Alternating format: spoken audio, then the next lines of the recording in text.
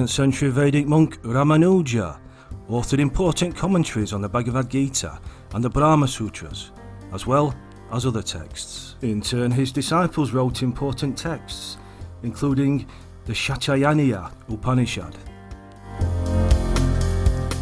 Ramanuja became the main exponent of Vishistadvaita, qualified non-dualism, the path of knowledge and devotion to the personal form of God, where the existence of non-dual Brahman is qualified by the phenomenal world of souls and matter. At the time of Ramanuja's appearance, the Vedic religion was heavily influenced by Advaita, radical non-dualism, the philosophy of the great 8th century thinker and saint Shankara. Ramanuja challenged Shankara's interpretation of the Upanishads and brought about a changing course within the Vedic culture towards personalism.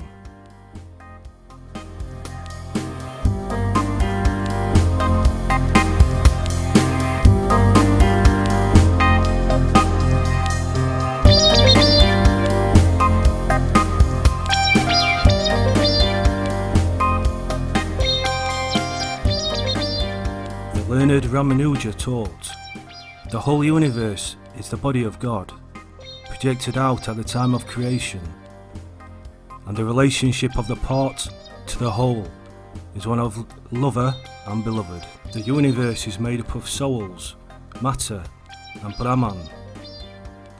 Souls and matter are entirely dependent on Brahman and qualify its existence. Brahman is qualified by the souls and matter dependent on it. These qualities remain distinct from Brahman.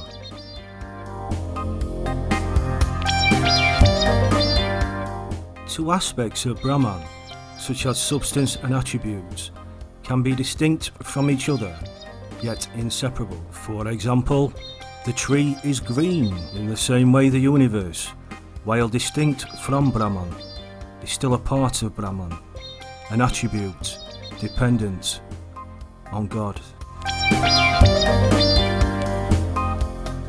Ramanuja taught, Brahman dwells in souls unrecognized and unknown until liberation. Brahman and the embodied soul remain distinct but inseparable during liberation. God is the inner controller and ruler. The body and soul are utterly dependent on God.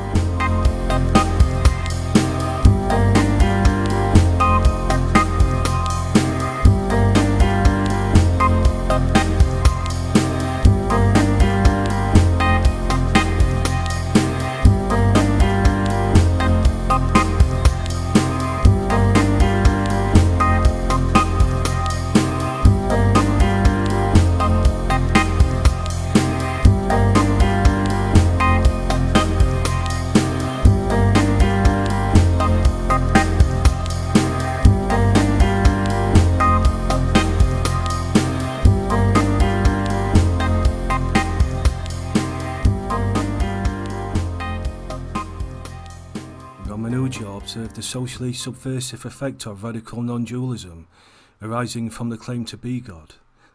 To be one with God was the conclusion that if one is God, then there can be no judgment.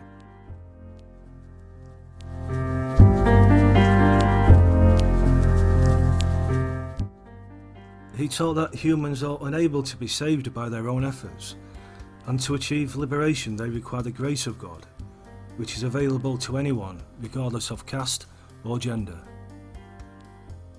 Ramanuja preached the importance of effort on the part of the seeker to invoke divine grace, the importance of self-determinism over determinism, and the importance of the free will of the individual self. Looked on by Ramanuja as a postulate of moral responsibility, the individual soul is free within certain limits and has the power of choice. The grant of approval concept taught by Ramanuja states that the inwardly ruling higher self promotes action insofar as it regards, in the case of any action, the volitional effect made by the individual soul, and then aids that effort by granting its favour or permission.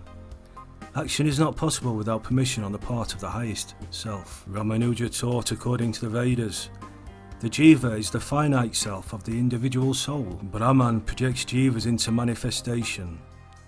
The jiva before manifestation lies inactive, like a bird whose wings have not yet grown. God awakens it from its torpidity and sets it on a career of creative activity, self-luminous, sentient, subject of experience, agent, subservient and dependent on Ishvara, the supreme controller, supported and controlled, original nature of purity and bliss. The activities in this world are not due to the individual soul, its own nature, but contact with the modes of nature. Ramanuja observed the Advaita denial of the personal and transcendental nature of God, Bhagavan, in favour of the impersonal, attributeless Brahman, offers nothing for the mind to latch onto, making spiritual advancement difficult.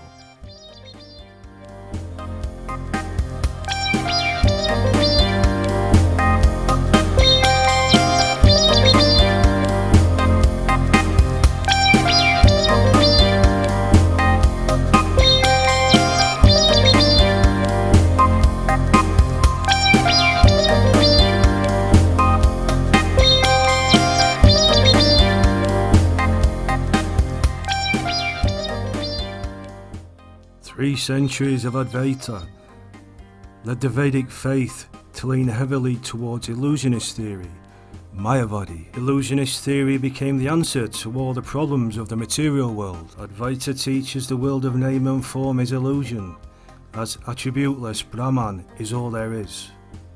The personality of the soul is mithya, spurious, lacking reality.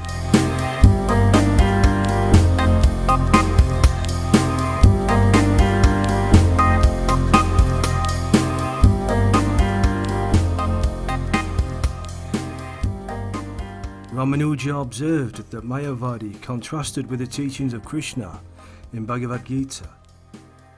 Ramanuja stated that the world is a manifestation of God. It is sacred and glorious.